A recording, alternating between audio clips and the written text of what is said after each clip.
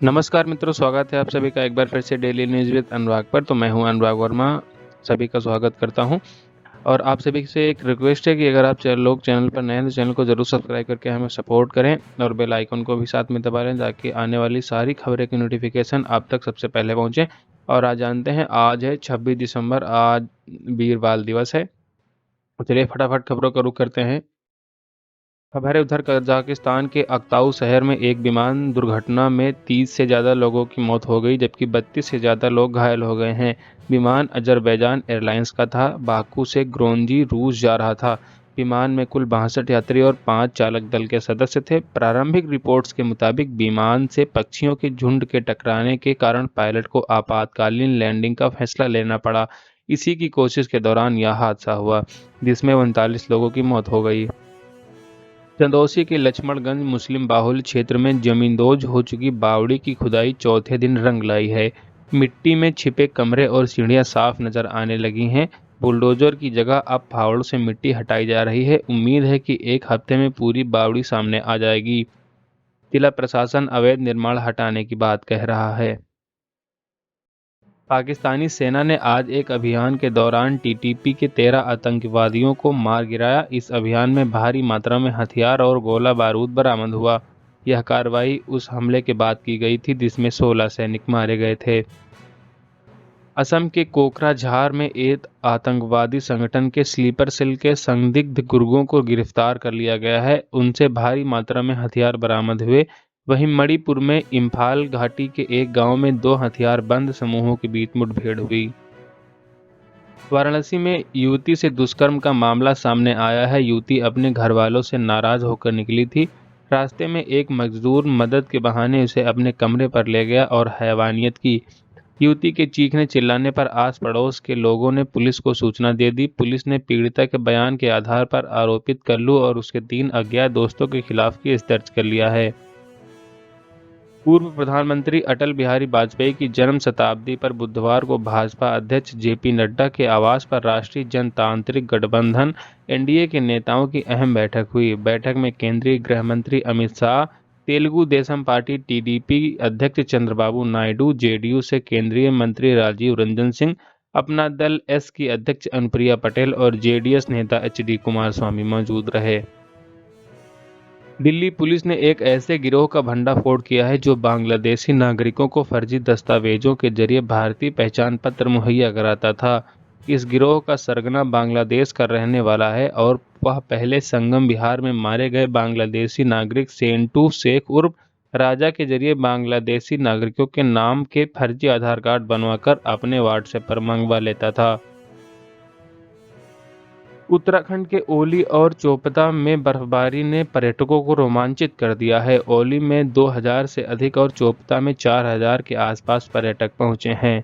पर्यटक ओली से गौरसों तक बर्फ में ट्रैकिंग कर रहे हैं। ओली में पड़ी बर्फ पर्यटन कारोबार के लिए वरदान साबित हुई है। बर्फबारी के बाद अब बद्रीनाथ हाईवे बंद है।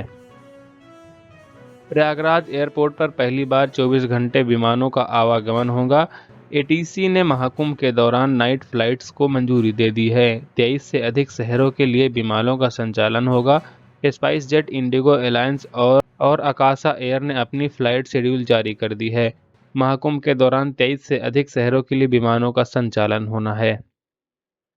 पाकिस्तान से 300 से अधिक हिंदू शरणार्थी आए हैं जो 10 वर्षों से अधिक समय से भारत में रह रहे हैं। अब वह सभी पहली बार दिल्ली विधानसभा चुनाव में मतदान करेंगे। नागरिकता संशोधन अधिनियम सीएए के तहत उन्हें भारतीय नागरिकता मिली है।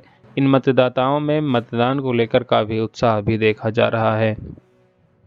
आम आदमी पार्टी के पार्षद रविंदर सोलंकी ने अरविंद केजरीवाल द्वारा महिला सम्मान योजना के तहत महिलाओं को 2100 रुपये देने के ऐलान की कड़ी निंदा की और इस घोषणा को सरासर झूठ बताया। पापरौला वार्ड के निगम पार्षद रविंदर सोलंकी ने फेसबुक लाइव के दौरान कहा कि वह पहले ही 1000 रुपये देने की घोषणा अभी तक अधूरी है। दिल्ली विधानसभा चुनाव के लिए मंगलवार देर रात तक जारी दूसरी लिस्ट में कांग्रेस ने 50% से ज्यादा उम्मीदवार नए रखे हैं। इनमें भी ज्यादातर विधायक का चुनाव पहली बार लड़ रहे हैं। ऐसे में आप और भाजपा उम्मीदवारों को यह कितनी टक्कर दे पाएंगे, यह तो आने वाला वक्त ही बताएगा। जानकारी के मुताबिक 26 उम्मीदवारों की इस लिस्ट में 16 उम्मीदवार नए हैं। उत्तराखंड के नैनीताल जिले में भीमताल में रोडवेज की एक बस खाई में गिर गई है। ऐसा बताया जा रहा है कि इस बस में करीब 25 यात्री सवार थे। राहत और बचाव टीम मौके पर पहुंच गई है। बस की हालत चकनाचूर हो गई है। प्रधानमंत्री नरेंद्र मोदी ने मध्य प्रदेश के खजुराहो में केन बेतवा राष्ट्रीय नदी जोड़ो परियोजना का शिलान्यास किया। इसके साथ ही उन्होंने ओंकारेश्वर फ्लोटिंग परियोजना का लोकार्पण और 1153 अटल सुशासन भवनों का भूमि पूजन भी किया। पीएम ने अटल बिहारी वाजपेयी के 100वें जन्मदिन पर स्टाम्प और सिक्का भी जारी किया। हिमाचल प्रदेश की राजधानी शिमला में सोमवार को दूसरी बार बर्फबारी हुई, जिससे पर्यटक और स्थानीय लोग काफी ज्यादा खुश हैं। बर्फीली हवाओं के चलते लोग बाहर आ गए और आसमान में बर्फ के टुकड़ों का मजा लिया। शहर के रिज और मॉल रोड पर पर्यटक बर्फबारी का आनंद लेते दिखे। किसानों के चेहरे पर भी इस मौसम से खुशी है, क्योंकि यह उनके लिए लाभकारी भी हो सकता है। उत्तर प्रदेश में एक बार फिर मौसम बिगड़ने वाला है। पश्चिमी विक्षोभ के चलते 27 और 28 दिसंबर को पश्चिमी और पूर्वी यूपी के कई जिलों में बादल छाने के साथ बारिश और ओलावृष्टि की चेतावनी भी जारी कर दी गई है। 29 और 30 दिसंबर को फिर से मौसम शुष्क होने लगेगा और न्यूनतम तापमान में गिरावट से ठंड का असर भी बढ़ेगा। दिल्ली में बुधवार को संसद के पास स्थित रेल भवन के गोल चक्कर के पास एक व्यक्ति ने खुद को आग लगाकर आत्मदाह करने की कोशिश की। इस कोशिश में वह बुरी तरह झुलस गया है। उससे नजदीकी राम मनोहर लोहिया अस्पताल में भर्ती कराया गया है और उसकी हालत गंभीर बताई जा रही है।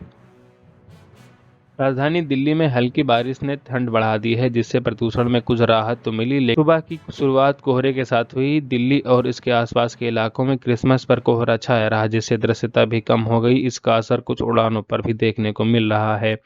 उत्तर प्रदेश पुलिस कांस्टेबल की भर्ती की डॉक्यूमेंट वेरिफिकेशन और शारीरिक मानक परीक्षण (PAST) प्रक्रिया 26 दिसंबर 2024 से शुरू होकर 3 फरवरी 2025 तक चलेगी, जिसमें 4292 अभ्यर्थी भाग लेंगे। यह प्रक्रिया पूरी तरह से पारदर्शी और निष्पक्ष होगी, जिसके लिए लखनऊ कमिश्नरेट ने वेरिफिकेशन टीम गठित की है। रूस ने 25 दिसंबर को यूक्रेन के कई शहरों में हवाई हमले किए हैं। यूक्रेनी एयरफोर्स के मुताबिक रूस ने क्रिसमस पर 78 मिसाइलों और 106 ड्रोनों दागे हैं, जिसमें से 21 लोग घायल हुए हैं, जबकि एक की मौत हो गई है। गाजा में इजराइल लगातार लोगों का कत्लेआम कर रहा है। इसी बीच IDF ने सुबह से अब तक गाजा में भारी तबाही मचाई है, जिसमें कम से कम 27 फिलिस्तीनियों की मौत हो चुकी है, जबकि 40 से ज़्यादा लोग जख्मी भी हुए हैं। इनमें ज़्यादातर बच्चे और महिलाएं शामिल हैं, हमास के स्वास्थ्य मंत्रालय ने जानकारी दी। टीम इंडिया के दिग्गज RSV ने 18 दिसंबर को इंटरनेशनल क्रिकेट से संन्यास का ऐलान कर दिया था। उन्होंने अपने कैरियर में कई रिकॉर्ड्स बनाए हैं, उनमें से एक ICC रैंकिंग में रेटिंग का रिकॉर्ड भी शामिल है। अश्विन के इस रिकॉर्ड की बराबरी स्टार गेंदबाज जसप्रीत बुमराह ने कर ली है। मेलबर्न में बुमराह इसे तोड़ने के बेहद करीब भी होंगे। गोवा पुलिस ने बताया कि बुधवार को उत्तरी गोवा में कैलंगूड बीच के पास अरब सागर में पर्यटकों की नाव पलटने से एक व्यक्ति की मौत हो गई है और वह 20 को बचा लिया गया है। उन्होंने बताया कि घटना दोपहर करीब 1:30 बजे हुई। उत्तर प्रदेश के संभल के चंदौसी इलाके में मिली सदियों पुरानी बावड़ी को बुधवार को सर्वेक्षण टीम ने निरीक्षण किया, जिसके अलावा भारतीय पुरातत्व सर्वेक्षण की टीम संभल के लाडम सराय इलाके में पहुंची। यहां खुदाई के दौरान प्रशासन को एक पुराना कुआं भी मिला। टीम ने इस कुएं का निरीक्षण भी किया है। मार्केट में सोना चांदी की डिमांड कम होने के बाद सोना चांदी के भाव लगातार गिर रहे हैं। कल इनके भाव में बढ़ोतरी हुई थी, लेकिन आज फिर से गिरावट आ गई है। एक्सपर्ट्स के मुताबिक वेडिंग और फेस्टिवल सीजन खत्म होने के कारण ऐसा हो रहा है। मलमास के कारण बाजारों में इनकी कीमती धातुओं में खरीदारी बहुत कम हो गई है। बने रहिए डेली न्यूज विद अनुराग के साथ, क्योंकि यहाँ पर खबरों का सिलसिला लगातार जारी है। और आपसे एक रिक्वेस्ट है कि अगर आप चैनल पर नए हैं तो चैनल को जरूर सब्सक्राइब करें